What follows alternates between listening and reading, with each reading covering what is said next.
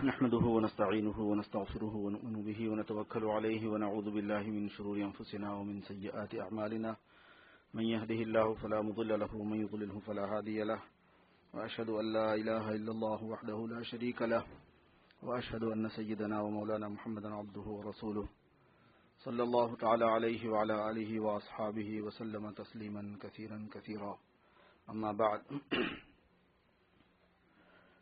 برادران اسلام اور خواتین اسلام، ہم ادارے والوں کے لیے خصوصیت کے ساتھ اور تمام بزرگوں کے لیے عمومیت کے ساتھ یہ خوشی کا موقع ہے. بہت ادارے والوں کی خوشی زیادہ اس لیے ہوتی ہے کہ ان کی 6 سالہ محنت کا رزلٹ ہوتا ہے. ایک ایک کلاس جو نکلتی ہے تو 6 سال کی محنت ہوتی ہے اس کے پیچھے. اس کے بعد جو ہے یہ عالمات فارغ ہوتی ہیں، اس میں ان کو پہلے لینگویج پڑھانی پڑتی ہے، عربی، اس کی گرامر پڑھانے پڑتے ہیں، اور عربی کا گرامر سب زبانوں میں مشکل ترین گرامر ہوتا ہے. مشہور بھی یہی ہے اور سمجھ میں بھی آتی ہے یہی بات، کیونکہ سب سے پرانی زبان یہی ہے، سب سے اصلی زبان یہی ہے. سریانی کے بعد عربی ہے سب سے اہم اور سب سے بڑی زبان اور سب سے اصولی زبان ہے. کوئی بھی لفظ سے 200 سے 300 لفظ آسانی سے بنتے ہیں عربی میں. آپ کو کوئی زبان ایسی نہیں ملے گی کہ جس میں ہر لفظ سے اتنے سینکڑوں الفاظ بنتے ہوں. اس کے اصول بنے ہوئے ہیں، تو پورا پڑھانا پڑتا ہے. وہ بہت محنت کا کام شمار ہوتا ہے. صرف پڑھانا، نحو پڑھانا، ادب پڑھانا، پھر علم معانی ہے اس کے ساتھ، پھر فقہ پڑھاتے ہیں، اصول فقہ پڑھاتے ہیں، تفسیر پڑھاتے ہیں، اصول تفسیر پڑھاتے ہیں، حدیث پڑھاتے ہیں، اصول حدیث پڑھاتے ہیں. اور ہر فن کی ایک ایک کتاب نہیں پڑھاتے بلکہ کئی کئی کتاب پڑھاتے ہیں. علم الفرائض پڑھاتے ہیں، علم منطق پڑھاتے ہیں، اس کے ساتھ فلسفہ پڑھاتے ہیں اس کے ساتھ تھوڑا سا. تو ایک بہت لمبا چوڑا پروسیس ہوتا ہے. تقریباً روزانہ ویکینڈ اور ویک ڈیز میں آدمی مشغول ہوتے ہیں. یہاں پر خواتین پڑھانے والی عالمات وہ بھی، اور پڑھانے والے علماء کرام وہ بھی 5-5 6-6 7-7 گھنٹے پڑھاتے ہیں. یعنی 1 گھنٹہ 40 منٹ 50 منٹ کا ہوتا ہے وہ تعلیم ہوتی ہے. تو اب یہ 6 سال کے بعد میں ایک رزلٹ ہمارے سامنے آتا ہے تو ہمارے نزدیک تو وہ بہت قیمتی سرمایہ ہے اور امت کا بہت قیمتی سرمایہ ہے علم کی روشنی میں، کہ ایک ایسا سرمایہ تیار ہوا جو انشاءاللہ تعالی ان کی تاحیات کام آئے گا. یہ جہاں ہوں گی وہاں ادارہ ہوگا، یہ جہاں ہوں گی وہاں اسکول ہوگا، یہ جہاں ہوں گی وہاں تربیت گاہ ہوگی. جہاں بھی شادی ہو کے یہ جائیں گی وہاں اچھا خاصا ان کا گھر خود ایک اسکول مدرسہ رہے گا، قرآن پاک کی تعلیم کا مرکز رہے گا، مسئلے مسائل بتانے کا مرکز رہے گا. یہ جہاں ہوں گی اس حیثیت سے کہ وہ ایک یعنی بیوی ہیں تو شوہر کے لیے ایک اچھی بیوی ہوں گی، چونکہ عالم دین ہے. امید یہی ہے ان سے، دین کا علم ان کے پاس ہے. بھائیوں کے لیے اچھی بہن ہوں گی، اولاد کے لیے اچھی ماں ہوں گی. ایک زندگی ایک عورت نہیں ہوتی، ایک پورا نیشن ہوتی ہے، ایک پوری قوم ہوتی ہے وہ. تو اس اعتبار سے بہت ہی ہم لوگ خوش ہیں کہ اللہ تبارک و تعالیٰ نے کام لیا. اللہ پاک قبول فرمائے اور اس کے سلسلے کو اللہ تبارک و تعالیٰ جاری رکھے اور ہماری نیتوں میں اور اخلاص اللہ نصیب فرما دے. نتائج جو ہیں میرے بزرگوں وہ نیتوں کے اعتبار سے ہیں. نتیجے اچھے ہوتے ہیں تو اللہ پاک نتائج نکالتے ہیں. نیتیں اچھی ہوتی ہیں تو اچھے نتائج ظاہر ہوتے ہیں. نیتوں میں گڑبڑ ہوتی ہے تو عمل میں خرابی ہو جاتی ہے. بس اللہ پاک سے یہی دعا ہے کہ اللہ پاک ہماری نیتوں کو محفوظ فرمائے اور صحیح نہج پر محنت کرنے والا ہو. اور سب کے لیے خوشی کی بات ہے. اور جو بچیاں پڑھ کے عالمہ بنی ہیں ان کے شوہروں کے لیے، ان کے پیرنٹس کے لیے بہت ہی مبارک بات ہے. خود ان کے لیے تو ہے ہی، وہ تو بولنے کی بات ہی نہیں ہے، اور ان کے جو متعلقین ہیں ان کے لیے بھی. یہاں امریکہ میں پڑھنا پڑھانا میرے بزرگوں اور میری بہنوں اتنا مشکل کام ہے کہ اتنی لمبے وقت کے لیے شوہر کا تعاون کرنا اور ماں باپ کا تعاون کرنا، پک اینڈ ڈراپ کرنا، ان کو ٹائم نکالنا. خود اس بچی کا بہت سی خواتین بچیاں ہمارے پاس کالج کرتی ہوئی بھی پڑھنے والی ہیں، فارغ ہو کے بھی پڑھنے والی ہیں، کالج کی ہوئی بھی ہیں. تو ان سب چیزوں کے ساتھ ہم جو محسوس کرتے ہیں ہمیشہ سردی میں گرمی میں طبیعت کے اچھے ہونے میں نہیں ہونے میں قربانیاں دیتی رہتی ہیں. اللہ تعالیٰ ان کی قربانیوں کو قبول فرمائے. اور آج یہ اسی کا نتیجہ ہے کہ اللہ پاک نے ان کو یہ سند دی ہے، خمار فضیلت ان کو دی جا رہی ہے، عالمہ ہونے کا سرٹیفکیٹ ان کو دیا جا رہا ہے اتھینٹک، کہ بھئی اب قرآن پاک کے مضامین کو، احادیث مبارکہ کے مضامین کو تم سمجھنے کے قابل ہو گئی. سند جو دی جاتی ہے وہ اس بات کو بتانے کے لیے ہے کہ اب تم اس قابل ہو گئی کہ قرآن پاک تم سمجھ سکتی ہو، اس میں غلطی انشاءاللہ نہیں ہوگی، احادیث مبارکہ سمجھ سکتی ہو، اس میں غلطی انشاءاللہ تعالی نہیں ہوگی، کیونکہ وہ خود ایک اطمینان پیدا کرنے کی ضرورت پڑتی ہے اس کی. تو یہ بہت ہی خوشی کا موقع ہے ہمارے لیے، اور بہت سی ضروری باتیں ہیں نصیحت کی اور موعظت کی. حضرت مولانا عبدالعزیز صاحب دامت برکاتہم نے، اور اس سے پہلے حضرت مولانا امجد صاحب نے، مفتی عبدالستار صاحب نے فرمائی دی ہیں. اور وقت اتنا زیادہ نہیں ہے اس موقع پر کہ کوئی بات لمبی کی جائے. ماشاءاللہ 2:30 بج چکے ہیں، تو ظاہر ہے کہ لوگ 11 بجے سے یہاں تشریف فرما ہے، تو ان کے لیے وقت زیادہ ہو جائے گا. اس لیے ایسے موقع پر کوئی لمبی بات کیے بغیر کچھ باتیں کرنا بھی ہوتا ہے. ایک تو صدارتی خطاب کا عنوان ہوتا ہے کہ بھئی کچھ نہ کچھ بولو، چاہے بولنا ہو یا نہ بولنا ہو، بولا جا چکا ہو اگرچہ. دوسری بات ایک یہ بھی ہوتی ہے کہ ہمیں اس طرح کی مجلسوں میں بیٹھ کر کچھ مذاکرے کرنے کی واقعتاً ضرورت ہے، اور اس سے بہت دور رس نتائج انشاءاللہ تعالی مرتب ہوں گے، اور بہت دور دیکھنے والے، بہت دور سوچنے والے، سمجھنے والے کچھ چیزیں دیکھتے اور سمجھتے ہیں. ہر وقت بولا نہیں جا سکتا، ان کو ہر موقع پہ بولا نہیں جا سکتا، ہر انداز میں بولا نہیں جا سکتا ہے، مگر آدمی بار بار اٹھتا ہے، بیٹھتا ہے، تو تھوڑا تھوڑا تھوڑا تھوڑا وہ لے لیتا ہے. تو ہم لوگ کیا کرتے ہیں، ہمارے ان دور رس نگاہ والوں کی باتوں کو منتقل کرتے ہیں اور تھوڑا تھوڑا سا آپ کو دیتے ہیں. وہ جو ہمارے بڑوں نے کہا ہوا ہے وہ آہستہ آہستہ جمع ہو کے غذا کا کام کرے گا. تو وہ بہت ضروری چیز ہوتی ہے جو ہمارے بڑوں کی باتیں علماء کرام کے توسط سے ہمارے کانوں تک پہنچتی ہیں. اور یہ جتنا زیادہ ہماری نشستیں ہوں گی، بیٹھنا ہوگا، علماء کے پاس آنا جانا ہوگا، سننا ہوگا، سنانا ہوگا، تو اتنا زیادہ انشاءاللہ تعالی یہ فائدہ مند ہوگا. کھانے کی باتیں بہت سی ہیں، لیکن 2 باتیں اس وقت میرے ذہن میں آ رہی ہیں جو مجھے خاص طور پر عرض کرنے کی طبیعت چاہ رہی ہے.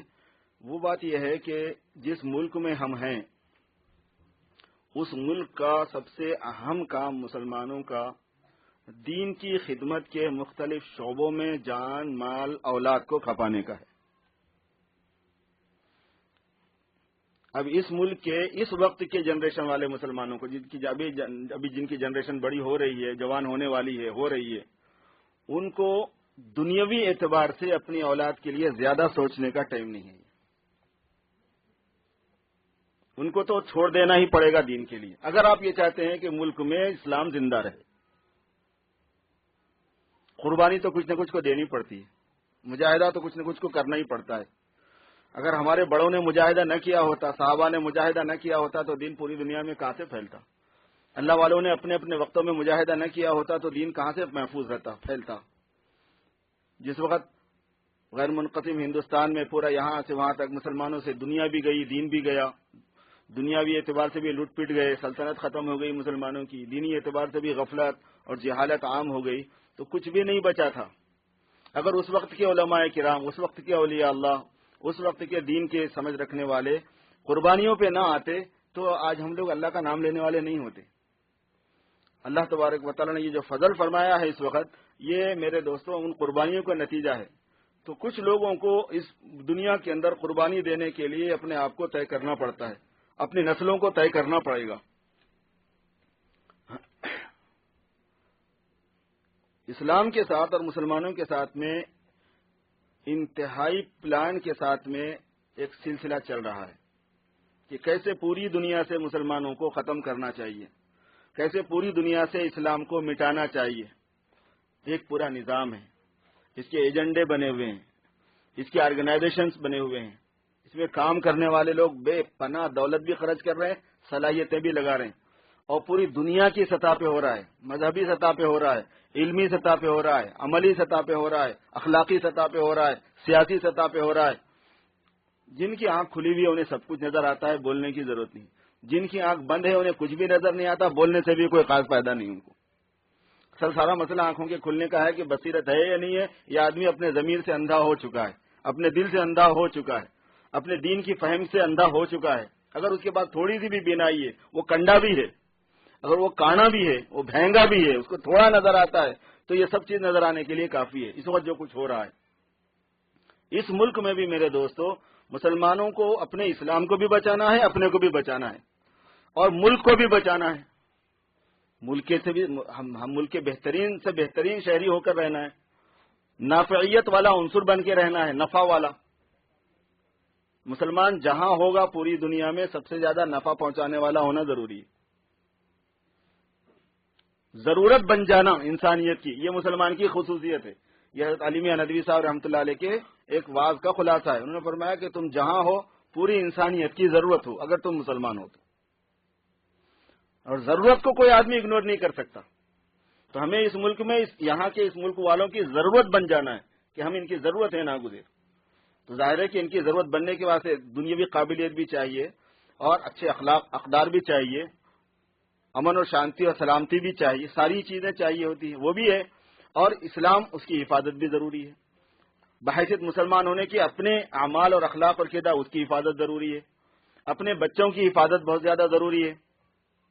بچے ہوں کیا بچیاں ہوں، ان نسلوں کی حفاظت بہت ضروری ہے.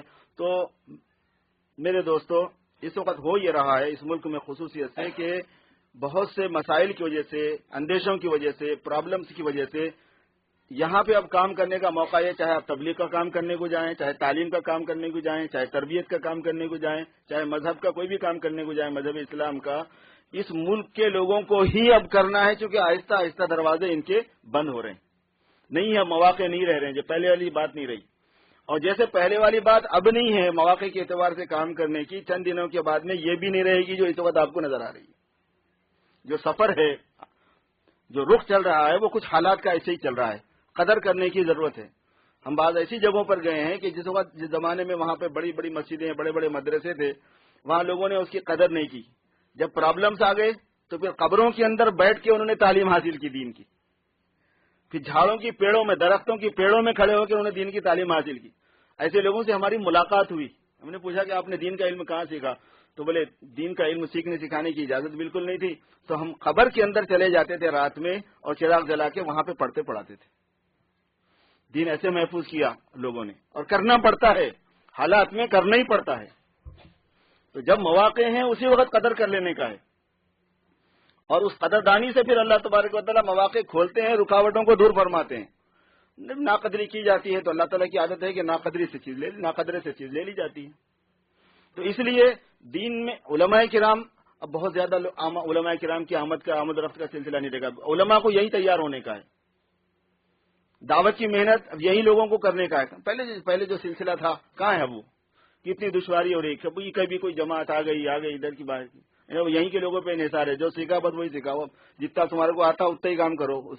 اب تم ہی بڑے ہو، پیٹ میں چاہے کچھ بھی نہیں ہے لیکن اب بڑے بنی کے کیا کرتے ہیں، کیونکہ اب ہے نہیں، سلسلہ ایسا ہے.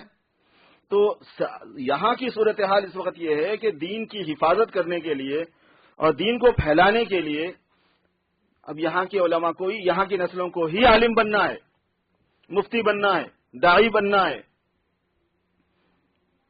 اللہ کرے کہ راستے پوری دنیا سے کھلے ہوئے رہیں، تعلقات اچھے ہو جائیں، کوئی رکاوٹ نہ رہے، بدگمانی ختم ہو جائے، نفرت ختم ہو جائے مسلمانوں کے ساتھ. لیکن ابھی فی الحال تو نہیں ہے وہ صورتحال. ابھی فی الحال تو رخ دوسرا چل رہا ہے. اس کے اعتبار سے میرے دوستو اس کی بھرپور قدر کرنی ہے کہ اس وقت جو ہماری اولاد ہے، بچے ہوں یا بچیاں ہوں، وہ دین کے لیے وقف ہو جائیں. اور ہم کو جو اللہ نے صلاحیت دی ہے وہ دین کی اشاعت اور حفاظت کے لیے لگ جائے، مال کے اعتبار سے بھی اور جان کے اعتبار سے بھی.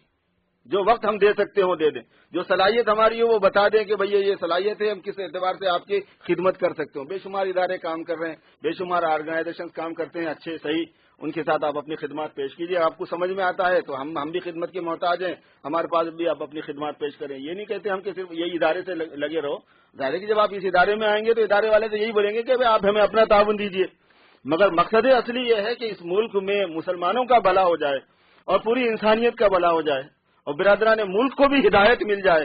تو وہ تو بھائی کچھ کرنے سے ہے، کریں گے تو ہوگا، وہ نہیں تو نہیں ہوگا. اور اس میں حضور پاک صلی اللہ علیہ وسلم کے 3 بنیادی کام ہیں، تینوں ہونا ضروری ہے اور تینوں اپنے پورے طاقت کے ساتھ ہونا ضروری ہے اور پورے جوڑ کے ساتھ ہونا ضروری ہے. آپ صلی اللہ علیہ وسلم سب سے پہلے لوگوں کو اللہ کی طرف بلاتے، جس کو آج ہم دعوت سے تعبیر کرتے ہیں. حضور پاک صلی اللہ علیہ وسلم کی دعوت میں آج کی دعوت میں جو فرق پایا جاتا ہے وہ یہ ہے کہ پہلے غیر مسلم کو بلا لیا جاتا تھا تو جب وہ آ جاتا تھا تو مزید اس میں دعوت کی لائن سے اور کچھ کرنا نہیں پڑتا تھا، اس کو خود دوسروں کی دعوت کے لیے یوز کیا جاتا تھا. پھر پہلے کے فرق کو اب کے فرق کو تھوڑا سمجھنا پڑتا ہے. ہمارے ایمانوں میں اور اعمال میں اتنی کمزوری ہے کہ خود مسلمانوں میں دعوت کی محنت کرنا پڑتا ہے. وہ جو لوگ جب تبلیغ والے جاتے ہیں تو بولتے ہیں نا کہ بھائی تم اپنوں میں کیوں تبلیغ کر رہے ہو، تم غیروں میں کیوں نہیں کرتے؟ تو بھائی ان کو کیسے بتایا جائے کہ اس وقت کا اپنا بھی ایسا ہے کہ اس میں تبلیغ کی ضرورت ہے اور پوری دنیا کو دیکھنے والے کو پتا ہے کہ کیسے ضرورت ہے، کتنی امت میں غفلت ہے، کتنی دین سے دوری ہے، کتنی جہالت ہے، اور جناب والا کس قدر دنیا داری پھیل گئی ہے۔ آپ صلی اللہ علیہ وسلم کے پاس یہ تھا کہ جیسے ہی دعوت ہوئی آدمی اندر ہو جاتا تھا، فولڈر میں آ جاتا تھا۔ جیسے اسلام کے فولڈر میں آتا تو پھر وہ مزید دعوت کا محتاج نہیں رہتا تھا، وہ دائی بن جاتا تھا، وہ دعوت دینے والا ہو جاتا تھا، مدعو باقی نہیں رہتا تھا۔ مسلمان وہاں پہ اس وقت مدعو نہیں رہتا تھا۔ پھر اب مسلمان تعلیم کا محتاج ہو جاتا تھا، اس کو پتا چلے کہ ہے کہ حلال حرام کی تفصیلات، تربیت کا وہ ہوتا تھا کہ اس کی تربیت ہو جائے اسلام کے مطابق۔ تو تلاوت ہوتی تھی جس کو دعوت سے تعبیر کرتے ہیں، اس کے بعد تعلیم ہوتی تھی، اس کے بعد تربیت ہوتی تھی۔ حضور پاک صلی اللہ علیہ وسلم کے یہ تین کام قرآن پاک میں بیان کیے گئے، یعلمہم الکتاب والحکمہ، یتلو علیہم آیاتہ ویعلمہم الکتاب والحکمہ ویزکیہم، تلاوت آیات کرنا یعنی اللہ کے کلام کو پڑھ کے سنانا، دعوت کی یہی شکل تھی حضور پاک صلی اللہ علیہ وسلم کے زمانے میں۔ پھر اس کے بعد تعلیم دینا کتاب اور حکمت کی، جو قرآن پاک نازل ہوا اس کی تفصیلات سے واقف کرانا، لتبین للناس ما نزل الیہم، تاکہ بیان کریں آپ لوگوں کے سامنے کہ کیا نازل کیا گیا ہے۔ نماز پڑھو تو کیا کرنا نماز پڑھنے سے مراد، روزہ رکھو تو کیا کرنا روزہ رکھنے سے کیا مراد ہے، ویسے تو نہیں ہے قرآن پاک کے اندر تفصیلات اس کی، وہ تعلیم کتاب اور تعلیم حکمت کہتے ہیں۔ اور پھر اس کے ساتھ اس کے مطابق آدمی کی ٹریننگ کرنا، ظاہر کے اعتبار سے بھی باطن کے اعتبار سے بھی، کہ آدمی اصل قرآن اور حدیث پر عملی اعتبار سے تیار ہو جائے۔ مرد کے لیے بھی اتنا ہی ضروری ہے، عورت کے لیے بھی اتنا ہی ضروری۔ یہ آپ فرماتے تھے یہ تین شعبے ہیں امت مسلمہ میں سرکار دو عالم صلی اللہ علیہ وسلم کے۔ دعوت کے بعد جیسے تبلیغ آ گئی، شوق آ گیا، علم کی طلب آ گئی، دین پسندی آ گئی، تو اس کے بعد میں فوراً تعلیم کا مرحلہ ہے۔ یہ بہت ہی خوشی ہوئی اس بات کو جان کے کہ ماشاءاللہ آج ہمارے پاس جو فارغ ہونے والی طالبات ہیں اور ان کی سند جن ان کے پیرنٹس نے شوہروں نے لی، ماشاءاللہ ان کا زیادہ تر کا تعلق دعوت سے ہی ہے۔ یہ اب ہمارے اقبال بھائی ہیں، فہیم بھائی ہیں، یہ سب ماشاءاللہ دعوت کے پرانے ساتھی ہیں یہاں کے، تو اس اہمیت کو سمجھتے ہیں یہ لوگ۔ اللہ کا شکر ہے کہ ہر قسم کا ذہن پایا جاتا ہے، غالی بھی ہوتے ہیں، غیر ایسے بھی یہ بولنے والے کہ کیا مدرسہ کھول دیا مفتی صاحب نے، اصل کام دین کا چھوڑ کے وہ دنیا داری میں پڑ گئے۔ جب میں نے یہ شریعہ بورڈ قائم کی تھی، ہماری دعوت کے ساتھیوں نے یہ بھی کہا تھا کہ مفتی صاحب نے دین کا کام چھوڑ دیا اور دنیا میں پڑ گئے۔ ایسا بھی بولنے والے ہیں ماشاءاللہ، اللہ تعالیٰ ہدایت دے۔ ایسے بھی ہیں کہ خود انہوں نے اپنے بچوں کو پڑھایا، پھر اب ان کے بچے عالمہ بھی بن گئے ماشاءاللہ، حافظ بھی بن رہے ہیں۔ تو ہوتا یہ ہے کہ سب جگہ ہی ہوتی ہے سب چیزیں، عام طور پر ایسا نہیں ہے۔ اللہ کا شکر ہے کہ جیسے ہی دعوت سے دین کی طلب آئے تو اس کے بعد دین کی تعلیم ہے، اور تعلیم میرے دوستو وہ چیز ہے کہ یہ امام ہے ساری چیزوں کی۔ مسلمان ہونے کے بعد میں جو سب سے اہم چیز ہے، دعوت سے کیا ہوتا تھا اسلام میں آ جاتے تھے، اسلام میں آنے کے بعد میں جو سب سے اہم چیز ہے، مرد ہو یا عورت ہو، وہ علم ہے۔ وہ جتنا زیادہ عام ہوگا، وہ جتنا زیادہ صحیح ہوگا۔ ہم جس فتنوں کا شکار ہیں اس وقت میں، ایک دین سے دوری کا اور دوسرے دین سے قریب ہونے کی صورت میں کنفیوژن والے دین کا، صحیح علم کا پتہ ہی نہیں ہے، صحیح مسئلے کا پتہ ہی نہیں ہے۔ بے شمار لوگ روزہ رکھیں گے لیکن آپ دیکھیں گے کہ سوائے دن میں بھوکے رہنے کے کچھ ملنے والا نہیں ہے ان کو، نہ افطار صحیح نہ سحر صحیح۔ سحری کا وقت ختم ہونے کے بھی 20 منٹ کے بعد کھاتے رہیں گے تو تھوڑا ہی روزہ ہوگا، بولتے رہو روزے دار ہیں بول کے۔ نہ تراوی صحیح، ابھی ٹائم ہی شروع نہیں ہوگا، تراوی پڑھ لو گے تو نماز ہو جائے گی، بولتے رہو پڑھ لی، تراوی آدھی پڑھ لی، آدھی تراوی پڑھنے سے آدھی تھوڑی ہوتی ہے۔ 4 رکعت پڑھنا ہے کسی کو، 2 رکعت پڑھ کے چلا گیا، 2 رکعت پڑھنا ہے 1 رکعت پڑھ کے چلا گیا تو نماز پڑھا بولیں گے اس کو۔ تو جس کو 20 رکعت پڑھنی ہے وہ 8 پڑھ کے چلا گیا تو اس کو تراوی والا بولیں گے آپ، جو بولے گا وہ نادان ہے، اس کو پتہ ہی نہیں ہے کچھ۔ دیکھیں گے آپ کے جاگنے سے علاوہ کچھ نہیں ملنے والا ہے ان کو، بھوکے رہنے کے علاوہ کچھ نہیں ملنے والا ہے ان کو۔ تو یا تو دین کی طلب نہیں ہے، اور جو طلب ہے تو کنفیوژن ہے، چاہت ہے دین پر چلنے کی، کنفیوژن ہے اور اشتباہ ہے۔ تو اس ملک میں بڑی خدمات کی ضرورت ہے اس لائن سے کہ علم زندہ ہو جائے، علم عام ہو جائے، علم اسی واسطے حضور پاک صلی اللہ علیہ وسلم نے یہ فرمایا کہ فقیہ واحد اشد علی الشیطان من 1000 عابد، ایک عالم 1000 عابدوں پہ بھاری ہوتا ہے شیطان پر۔ 1000 عابد تیار کر دیں آپ دین کی محنت کر کے، نماز پڑھ رہے ہیں، تہجد پڑھ رہے ہیں، سنت پہ عمل کر رہے ہیں، یہ کر رہے ہیں وہ کر رہے ہیں، لیکن عالم نہیں ہے وہ۔ 1000 اگر آپ نے تیار کر لیے، شیطان کو اتنی فکر نہیں ہوتی، وہ بولے گا ایک چٹکی میں ان کی ٹانگ مار دوں گا میں، اس کے پاس گر ہے ویسا۔ عالم اگر ایک آپ نے بنا دیا، 1000 عابد آپ نے بنا دیے، عالم ایک آپ نے بنا دیا، وہ ایک بھاری ہوگا۔ اصل میں یہی بات میں عرض کرنا چاہتا ہوں کہ اس کی اہمیت ہم لینے والے ہو جائیں، چاہے وہ تبلیغ کا کام کرنے والے ساتھی ہوں، نئی کام کرنے والے ساتھی ہوں، اور جناب والا مشائخین کے لین کے ساتھی ہوں، کوئی بھی ہوں، اور تعلیم کے لین کے ساتھی ہوں. بعض مرتبہ تعلیم کے لین کے ہیں، اپنی اولاد کے بارے میں دینی تعلیم کی ان کو وہ نہیں ہے. وہ سوچا کہ ہم تو بھوکے مرے ہی مرے، اپنی قوم اپنی اولاد کو کیوں بھوکے مارے جائے، ان کو دنیا میں ڈال دی. بھائی سمجھو اس بات کو کہ اللہ پاک نے دین کی حفاظت کو، دین کی خدمت کو کتنا عظیم بنایا ہے. یہ ضروری ہے کہ ہم یہ بات سمجھنے والے ہو جائیں. مدرسہ ہی وہ ہوگا، انسٹیٹیوٹس وہ ہوگا تعلیم کا، جہاں پر وہ افراد امت کے تیار ہوں گے جو پوری امت کی ضرورت کو پورا کرنے والے ہوں گے، جس زمانے میں جو ضرورت ان کو پیش آئے گی. کیونکہ وقت نہیں ہے کہ تفصیل سے بولوں، اجمالاً بولوں گا تو غلط فہمی کا اندیشہ ہے، مگر ایک دو باتیں بولتا ہوں آپ سمجھ جاؤ گے. اللہ تعالیٰ نے حضرت مولانا الیاس صاحب رحمۃ اللہ علیہ کو دعوت کا مجدد بنایا، حضرت تھانوی رحمۃ اللہ علیہ کو معاشرت کا مجدد بنایا، اور دوسرے علوم میں بھی بڑی خدمات ہیں، لیکن معاشرت کی تجدید کی تو خود انہوں نے اقرار کیا کہ اس کا تو میں مجدد ہوئی ہوں. پورے دارالعلوم دیوبند کو اللہ تبارک و تعالیٰ نے صدی کا پوری جماعت کو جماعت مجددیہ بنائی ہے. قاری طیب صاحب رحمۃ اللہ نے ایک جگہ پر لکھا ہے. اصلاح کرنے والے پیدا ہوئے، مصلحین پیدا ہوئے، مربی پیدا ہوئے، محافظ پیدا ہوئے، رد بدعات کرنے والے پیدا ہوئے، فرق باطلہ کی تردید کرنے والے پیدا ہوئے، غلط افکار کو ختم کرنے والے پیدا ہوئے. یہ جو لوگ ہوئے نا، یہ سب کہاں ہوئے؟ ایک مولانا الیاس صاحب رحمۃ اللہ علیہ نے پوری دنیا میں تبلیغ کی محنت سے پوری دنیا کو جگمگا دیا، مگر خود الیاس صاحب کہاں پیدا ہوئے؟ وہ مدرسے میں پیدا ہوئے. مدرسہ مولانا الیاس بناتا ہے، الیاس پوری دنیا کو داعی بنا دیتے. اس کو سمجھو ذرا، اس راز کو پکڑو. مولانا یوسف صاحب رحمۃ اللہ علیہ کہاں تیار ہوئے؟ ابھی اس وقت کی مولانا زبیر صاحب، مولانا صاحب کہاں تیار ہوئے؟ تبلیغ میں تیار ہوئے. یہ لوگ تبلیغ کا کام کر رہے ہیں پوری دنیا میں، تیار مدرسے میں ہوتا آدمی. حضرت تھانوی کہاں تیار ہوئے؟ حضرت قاری طیب صاحب کہاں تیار ہوئے؟ مولانا یوسف بنوری کہاں تیار ہوئے؟ مفتی شفیع صاحب کہاں تیار ہوئے؟ مولانا بدر عالم میٹھی کہاں تیار ہوئے؟ مولانا انور شاہ کشمیری کہاں تیار ہوئے؟ اس زمانے کے بڑے علماء کو لے لو جو کہ پوری دنیا میں خدمت کرنے والے ہیں، تربیت کی لین کے، تعلیم کی لین کے، تزکیے کی لین کے، تبلیغ کی لین کے، دعوت کی لین کے، اصلاح اور ارشاد کی لین کے. یہ کہاں بنتے ہیں؟ یہ بنتے ہیں مدارس میں. اس سیکریٹ کو لو ذرا سا، دشمن لے چکا ہے. بندو خدا کے ذرا عقل کے ناخن لو، دشمن لے چکا ہے اس بات کو، اس کو معلوم ہے. وہ غلطی میں لے رہا ہے، اس نے معنی غلط پہنا دیے بات کے، وہ ایک دوسری چیز میں لے رہا ہے. لیکن صحیح انسان جو ساری انسانیت کی سچی خدمت کرنے والا اور دین کا سچا علم بردار اور دین کی حمایت کرنے والا اور ایسا خادم کے جو دین کے پورے شعبوں کو لے کے اٹھے اور لوگوں کی جو ضرورتیں ہیں دین کے اعتبار سے وہ پوری کرنے والا ہو، وہ صلاحیت جو ہے نا وہ تیار کرتا ہے قرآن کا علم، حدیث کا علم. اصل میرے دوستو بات راز کی یہ ہے کہ قرآن اور حدیث میں جو بات ہے اس کے مطابق اگر عزم بن جائے، ہمت بن جائے، حوصلہ بن جائے، اخلاق بن جائیں، اعمال بن جائیں، سیرت بن جائے، پھر اس کا کوئی ثانی نہیں ہوتا. سارا راز یہ ہے. اس کی وجہ سے سب سے پہلے وہ علم فائنڈ آؤٹ ہونا پڑتا ہے. قرآن اور حدیث ہمارے دینی انسٹیٹیوٹ میں کیا ہوتا ہے؟ جو اللہ کا علم آیا ہے آسمان سے اس کے مطابق پریپیئر ہونا. تو وہ لکی ہوتا ہے کوئی کہ اس کو بحیثیت مجموعی سب چیزوں سے بھرپور استفادہ مل جاتا ہے. وہ کوئی لکی مین ہوتا ہے. حضرت جلال آبادی رحمۃ اللہ علیہ ایک مرتبہ فرما رہے تھے کہ جو ہم مدرسے چلاتے ہیں اس میں اس کی مثال ایسی ہے جیسے موتی چننے والا سمندر کے اندر سے سارے موتیوں کو اٹھا کے لاتا ہے.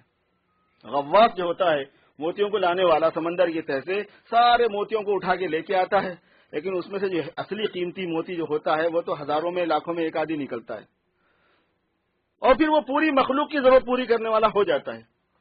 اب یہ چھوٹے چھوٹے اداروں سے کیسے کام بنے گا میرے دوستو؟ بہت زیادہ اداروں کی ضرورت ہے، بڑے اداروں کی ضرورت ہے، تھوڑے بچے نہیں بہت بچوں کے پڑھنے پڑھانے کی ضرورت ہے. پھر آپ دیکھیں گے کہ اللہ پاک یہاں سے جو بال ہوئے بچے پیدا ہوئے، یہیں بڑے ہوئے، یہاں کی تہذیب تعلیم پوری خصوصیات سے پوری طرح واقف آشنا ہے، جب وہ دین سے آراستہ ہوں گے تو پھر وہ اس ملک میں امت مسلمہ کی اور انسانیت کی اصلی ضرورتوں کو پورا کرنے والے بنیں گے. اس کی ضرورت ہے. تم کہاں اپنی اولاد کو کسی کو ڈاکٹر بنانے میں، کسی کو انجینئر بنانے میں، کسی کو کمپیوٹر بنانے میں، کسی کو یہ سکھانے میں، کسی کو وہ سکھانے میں یہ لگے ہوئے ہیں آپ لوگ. یہ بھی ایک چیز ہے لیکن اس وقت آپ کو نہیں ہے اس کی ضرورت. امت کو ضرورت آپ کی اولاد کی دوسری چیز کے لیے، انسانیت کی خدمت کے لیے، اسلام کی خدمت کے لیے، مسلمانوں کی خدمت کے لیے، دین کی حفاظت کے لیے. اللہ کے نبی حضرت محمد الرسول اللہ صلی اللہ علیہ وسلم کی تعلیمات اور آپ کی پاکیزہ زندگی کی حفاظت اور اشاعت کے لیے میری اور آپ کی ضرورت ہے، اور میری اور آپ کی اولاد کی ضرورت ہے۔ آج امت کو اولاد کی ضرورت ہے آپ کی۔ اپنی اولاد دے دو اللہ کے لیے، وقف کر دو اللہ کے لیے کہ بھئی ان کی تعلیم و تربیت دین کے مطابق ہو، اور یہ دین ہی کی خدمت کریں گے اور کچھ نہیں کریں گے۔ سچے دین کے خدمتگار ہو جائیں، خالص دین کی خدمت کرنے والے ہو جائیں، تب جا کے میرے دوستو اس ملک کے اندر اسلام کیا ہے، مسلمان کیا ہے پتہ بھی چلے گا۔ دین کی حفاظت، دین ان تک پہنچے گا، دین کی ضرورت ان کے سامنے آئے گی کہ ہاں وہ دین کے وہ بھی محتاج ہیں، انہیں پتہ نہیں ہے، ہمارے برادران ملک کو پتہ نہیں ہے کہ دین کے وہ کتنے محتاج ہیں۔ سب سے زیادہ محتاج انسانیت دین کی ہوتی ہے، اور دین اسلامی سچا دین ہے، تو یہ بھی ہمارے برادران ملک بھی دین کے اتنے ہی محتاج ہیں جتنے ہم محتاج ہیں۔ مگر اس امانت کو ان تک پہنچانا، سلیقے سے بتانا، اس ضرورت کو ان کو سمجھانا، یہ کون کرے گا؟ میں اور آپ تو کرنے سے رہے، چونکہ ہماری صلاحیتیں تو سامنے آ گئی، کتنا کر سکتے ہیں۔ اب تو کوئی آگے لائن سے الف با سے لے کے پڑھے گا، الف سے لے کے آخر تک، پھر اللہ پاک اس کے اعتبار سے اس کی تربیت فرمائے گا، وہ ان لوگوں کی ضرورتوں کو سامنے ان کے اعتبار سے رکھے گا، پھر اللہ پاک ان کو توفیق دے گا۔ ٹائم ہے کام کرنے کا، موقع ہے کام کرنے کا، چانس ہے کام کرنے کا، مواقع ہیں، اپنی اولاد کو قیمتی بنا لو، اپنی اولاد کی قسمتوں کو چمکا دو۔ اس کی صورت یہ ہے کہ ان کو دینی مدارس کے اندر دے دو، ان کو انسٹیٹیوٹ کے حوالے کر دو، علماء کے حفاظ کے حوالے کر دو۔ یہ اپنی اولاد کے ساتھ سب سے زیادہ بہتری ہوگی، میں آپ کو بتا رہا ہوں، چاہے وہ بیٹے ہوں چاہے وہ بیٹیاں ہوں۔ دیکھیے ماشاءاللہ عالمات ہو رہی ہیں اور دین کی خدمت کرنے والی ہیں۔ سیاٹل میں ہم گئے تو وہاں دیکھا کہ وہاں پہ لوگ شریعہ بورڈ کے پڑھی ہوئی خواتین پڑھا رہی ہیں۔ ڈیٹرائٹ گئے تو وہاں دیکھا کہ وہاں شریعہ بورڈ کی پڑھی ہوئی ہیں پڑھا رہی ہیں۔ اللہ کا شکر ہے کہ یہاں پڑھی، اس کے بعد ان کی شادیاں ہوئی، وہاں چلی گئی تو وہاں دین کا کام کر رہی ہیں۔ پوری دنیا کے اندر اس وقت ضرورت ہے، اس ملک میں تو خصوصیت سے ضرورت ہے۔ اور اب تو کہاں دوسرے علماء کرام کے، بڑے علماء کرام کے آنے کے مواقع رہ گئے۔ اب جو ہیں بھی چھوٹے موٹے، زبان کے پرابلم ان کے ساتھ الگ ہیں، پھر جو کچھ ان کی حالت ہے وہ ہے مرمرا جائیں گے تھوڑے دنوں میں۔ تو یہاں کیسا ہوگا سلسلہ اس کا؟ دین کی حفاظت کے لیے بہت زیادہ ضروری ہے۔ تو تعلیم گاہ ہو یا تربیت گاہ ہو یا دعوت گاہ ہو، تربیت کا کام ہو کہ تبلیغ کا کام ہو کہ تعلیم کا کام ہو، سبھی ضروری ہیں۔ تعلیم کی اہمیت کو سمجھو کہ مسلمان ہونے کے بعد میں، چونکہ اب ہم اتنے غافل ہو گئے تھے کہ ہم دعوت کے محتاج بن گئے ہیں، تو دعوت کا کام اپنی ترتیب کے اعتبار سے پہلے ہے، لیکن اہمیت کے اعتبار سے تعلیم کا کام اس سے زیادہ اہم ہے۔ بعضی چیزیں میرے دوستو ایسی ہوتی ہیں کہ اپنی ضرورت اور اپنی ترتیب کے اعتبار سے ان کا مقام الگ ہوتا ہے، ان کی حیثیت الگ ہوتی ہے۔ جیسے وضو اور نماز ہے، وضو نماز سے بڑی چیز نہیں ہے، لیکن اپنا مقام اس کا یہ ہے کہ وہ نماز سے پہلے ہوگا۔ وضو کا مقام نماز سے پہلے ہے کہ بغیر وضو کی نماز نہیں ہوتی، مگر اس کا مطلب یہ نہیں ہے کہ وضو نماز سے بڑی چیز ہے۔ ایسے ہی امت میں اگر طلب نہیں ہے، فکر نہیں ہے دین کی، تو دین کی دعوت اور دین کی محنت کا کام سب سے مقدم ہوگا کہ طلب ان میں ہوگی تو وہ دین کے آگے کے کام کریں گے، تقاضوں کو لیں گے، ورنہ کہاں سے لیں گے۔ لیکن اس کا یہ مطلب نہیں ہوتا کہ اس سے دین کے جو دوسرے کام ہیں وہ چھوٹے ہیں۔ تعلیم کا کام دعوت کے کام سے بہت بڑا ہوتا ہے، تربیت کا کام دعوت کے کام سے، تعلیم کے کام سے بڑا ہوتا ہے۔ معلوم نہیں ہے لوگوں کو فرق مراتب ہے۔ تربیت جو ہے نا وہ تو مقصد اصلی ہے نا، تعلیم کا مقصد کیا ہے؟ تربیت ہے۔ دعوت کا مقصد کیا ہے؟ تربیت ہے۔ تربیت اسی بات سے جلال آبادی رحمۃ اللہ علیہ فرمایا کرتے تھے کہ پہلے زمانے کے مشائخ کو علماء اپنے کندھوں پہ بٹھا کے لے جایا کرتے تھے۔ پہلے اس زمانے کے علماء گھوڑوں پر سواری کرتے تھے اور مشائخ پالکی میں سواری کرتے تھے جو علماء کے کندھوں پہ ہوتی تھی۔ یہ جلال آبادی سے میں نے سنا ہے۔ تو تربیت کا جو مقام ہے یہ مرتبے کے اعتبار سے سب سے بڑا ہے۔ تعلیم کا مقام جو ہے وہ تربیت سے چھوٹا ہے لیکن دعوت سے بڑا ہے۔ دعوت کا جو مقام ہے وہ بغیر اس کے کام ہو ہی نہیں سکتا، چونکہ جب تک دین کی طلب نہیں ہوگی تو وہ اپنے کام کے اعتبار سے بڑا ہے وہ اور مقدم ہے وہ۔ اسی وجہ سے اب ہم اس ملک کے اندر یہ ادارے چلا رہے ہیں، شریعہ بورڈ کھل گیا، دوسرے مدرسے کھل گئے، مسجدیں بن گئی۔ جب تک تبلیغ کا کام نہیں آیا تھا کیا ہوا تھا؟ کچھ بھی نہیں ہوا تھا۔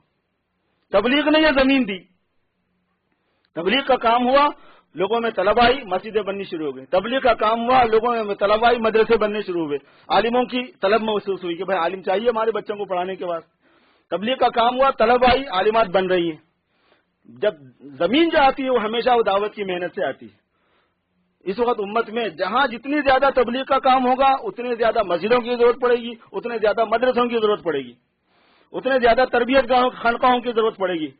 بشرطے کہ فہم اس اعتبار سے ڈیولپ ان کی ہوتی رہے اور کوئی بندے خدا ان کو بتانے والا بھی ہو، سمجھانے والا بھی ہو کہ اس کی بھی ضرورت پڑتی ہے.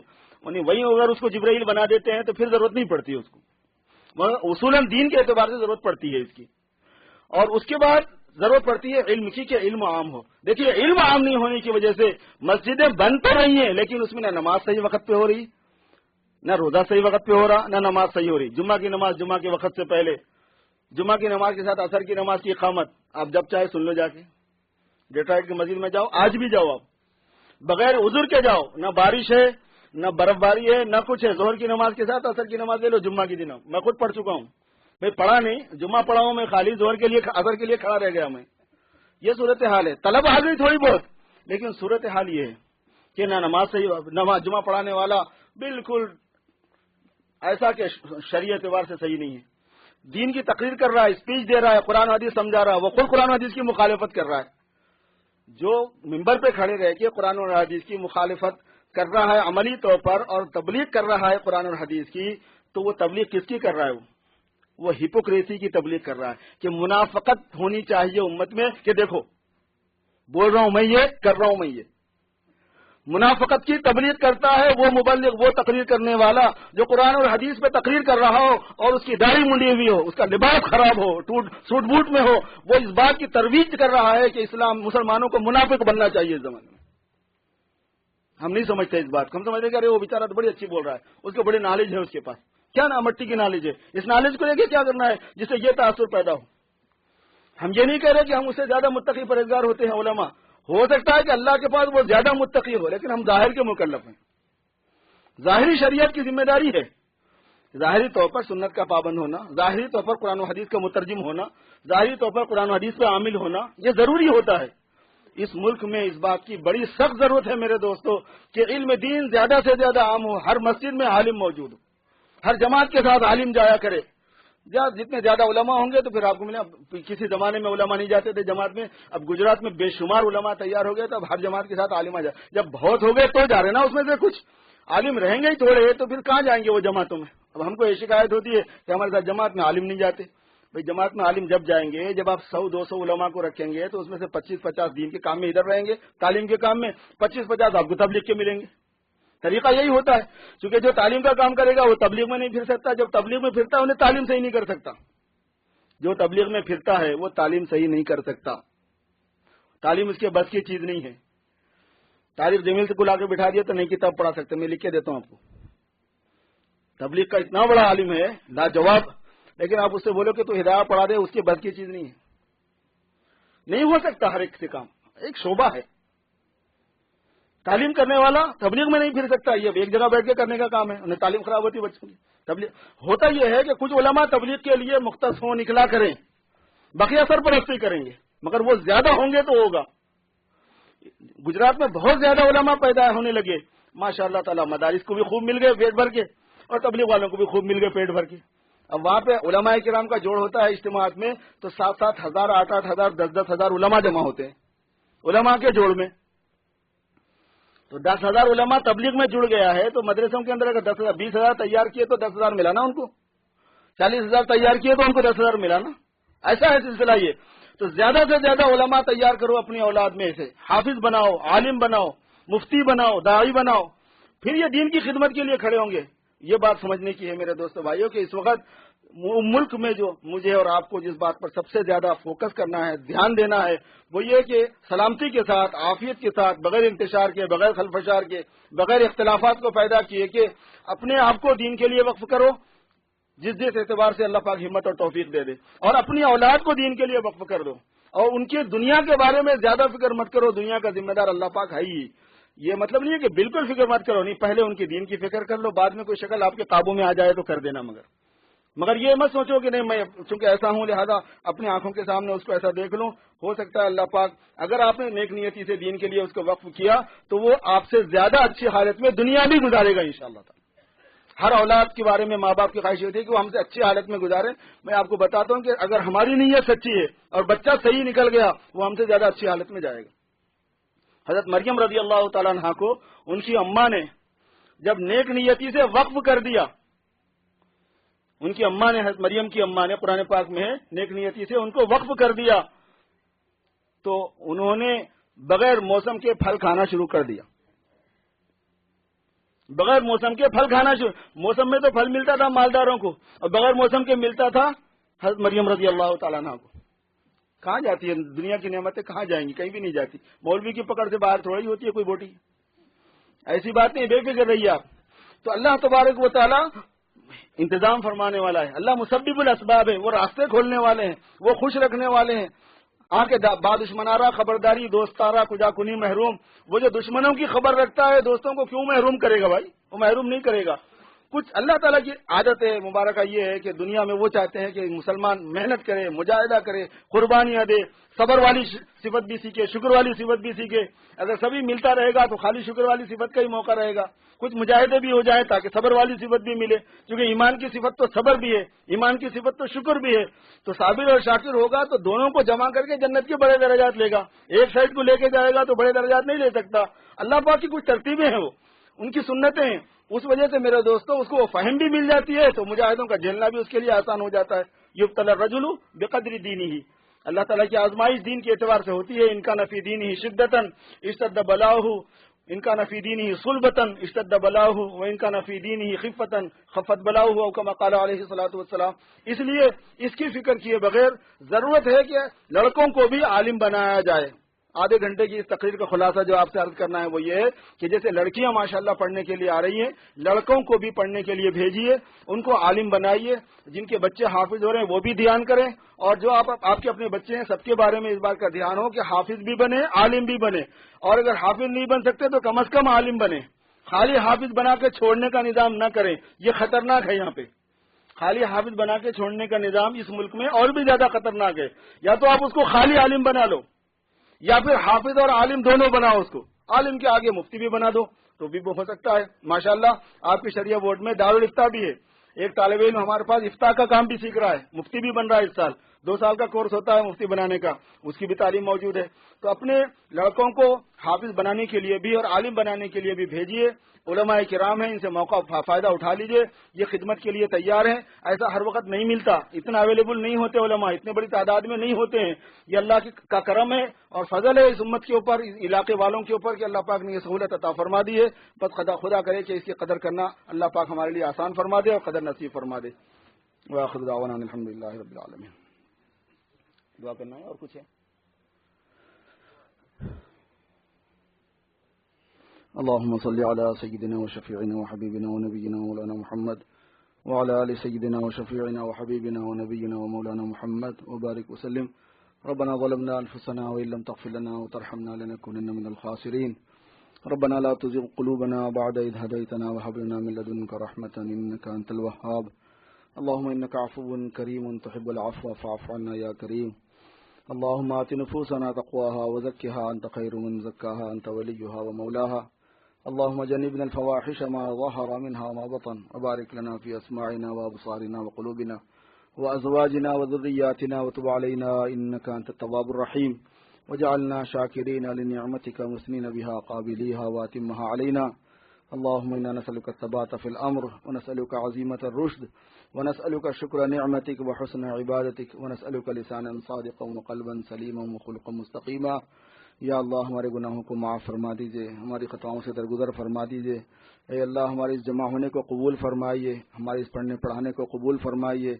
اے اللہ اگر آپ نے قبول نہیں فرمایا تو سب محنت ضائع ہو جائے گی, رائے گاہ چلی جائے گی. اے اللہ آپ ہمارے قصوروں کو معاف فرما دیجئے, ہماری نیتوں کے ضعف کو معاف فرما دیجئے, کمزوریوں کو معاف فرما دیجئے, کھوٹ کو معاف فرما دیجئے. اے اللہ ہم سب کو اخلاص نصیب فرما دیجئے, اخلاص میں کمال نصیب فرما دیجئے, اور ان قربانیوں کو, ان محنتوں کو اپنے فضل و کرم سے قبول فرما لیجئے. پڑھنے والوں کی محنت کو بھی قبول فرمائیے. اے اللہ ان کو دین پر عمل کرنا آسان فرما دیجئے. جس علم کو حاصل کیا ہے اس علم پر عمل کرنا بھی آسان ہو, اس کو پھیلانا بھی آسان ہو, اور زندگی بھر اس کی تعلیم و تعلم کے مشغلہ رکھنا بھی مولا اپنے فضل و کرم سے آسان فرما دیجئے. اور جتنے بچے اور بچیاں ابھی پڑھ رہی ہیں مولا ان کی تعلیم کے مرحلے کو بھی آسان فرما دیجئے, عافیت کے ساتھ میں اس کو تکمیل تک پہنچا دیجئے. اے اللہ ان پڑھانے والیوں کو بھی جزائے خیر مرحمت فرمائیے, پڑھانے والوں کو بھی جزائے خیر مرحمت فرمائیے. ہمارے مدرسے کے جتنے کام کرنے والے, ادارے کے کام کرنے والے, چاہے معلمین کی حیثیت سے ہوں, چاہے خدام کی حیثیت سے ہوں, چاہے وہ چھوٹا موٹا معاوضہ لے کر انجام دیتے ہوں یا اعزازی طور پر والنٹیرلی انجام دیتے ہوں، یا اللہ ان سب کی مساعی کو آپ بے حد قبول فرمائیے، ان کو جزائے خیر مرحمت فرمائیے اے اللہ۔ اور جتنے بھائی اور بہنیں اس وقت موجود ہیں مولا اپنے فضل و کرم سے ان تمام پر اپنی خاص رحمت کی نظر ڈال دیجیے، اپنا فضل فرما دیجیے اے اللہ، خصوصی فضل فرما دیجیے، مہربانی فرما دیجیے، ہر قسم کے شرور و فتن سے بچا لیجیے اے اللہ، ہر قسم کے شرور و فتن سے بچا لیجیے اے اللہ، دجال کے فتنے سے بچا لیجیے، دنیا کے فتنے سے بچا لیجیے، فتنوں سے بچا لیجیے، بے دینی کے فتنے سے بچا لیجیے، ہماری بھی حفاظت کیجیے، ہماری اولادوں کی بھی حفاظت فرمائیے اے اللہ۔ دین کی خدمت کے لیے ہم سب کو قبول فرمائیے، دین کی محنت کے لیے دور اور دیر کا سفر کرنا ہمارے لیے آسان فرمائیے، خوب جد و جہد کرنے والا بنائیے، جان سے اور مال سے قربانی دینے والا ہمیں بنائیے اے اللہ۔ ہماری اولادوں میں عالم اور داعی پیدا فرمائیے،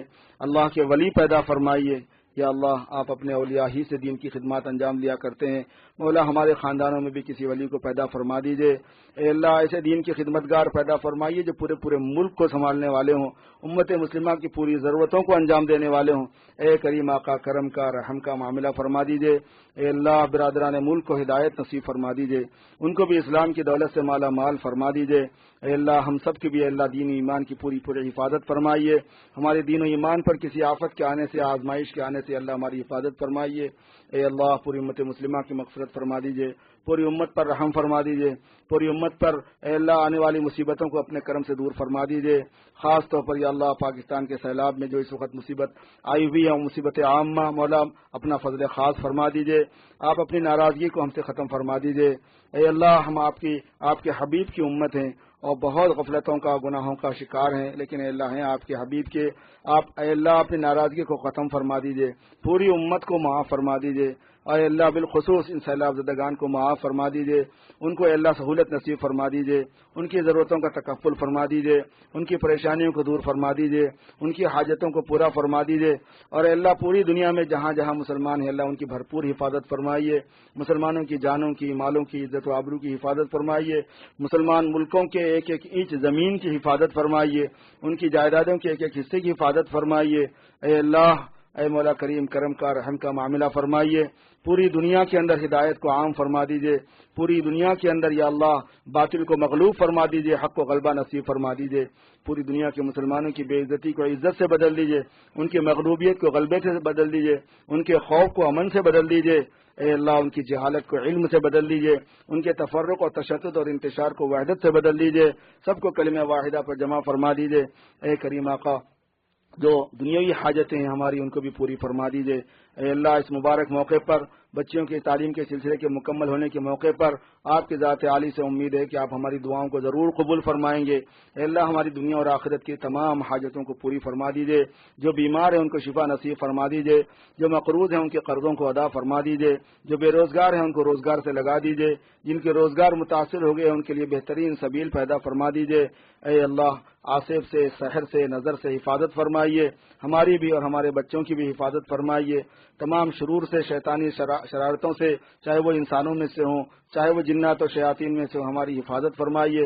مسلمانوں کی طرف سے پیش آنے والی مشکلات اور غیروں کی طرف سے پیش آنے والی مشکلات، ان سے ہماری حفاظت فرمائیے، ہمارے اداروں کی حفاظت فرمائیے، ہمارے مراکز کی حفاظت فرمائیے اے اللہ۔ دین کا کام کرنے والوں کی حفاظت فرمائیے، دین کے کام کی حفاظت فرمائیے، جہاں جہاں دین کی صحیح خدمات انجام دی جا رہی ہوں مولا بھرپور حمایت اور تائید غیبی ان کے ساتھ شامل حال فرما دیجیے، کرم کا، رحم کا، عفو و عافیت کا معاملہ فرمائیے، جو ہم نے مانگا وہ عطا فرما دیجیے، اور جو مانگنے سے رہ گیا، مانگنا چاہیے تھا مولا، محض اپنے فضل و کرم سے آپ ہمیں نصیب فرما دیجیے، آنے والے وقتوں کی پوری قدر نصیب فرما دیجیے، رمضان کے مبارک مہینے کی پوری قدر نصیب فرما دیجیے، اس کے دنوں اور راتوں کی قدر نصیب فرما دیجیے اے کریم آقا۔ اپنے فضل سے حضور پاک صلی اللہ علیہ وسلم کی برکت سے ہماری دعاؤں کو قبول فرما لیجیے۔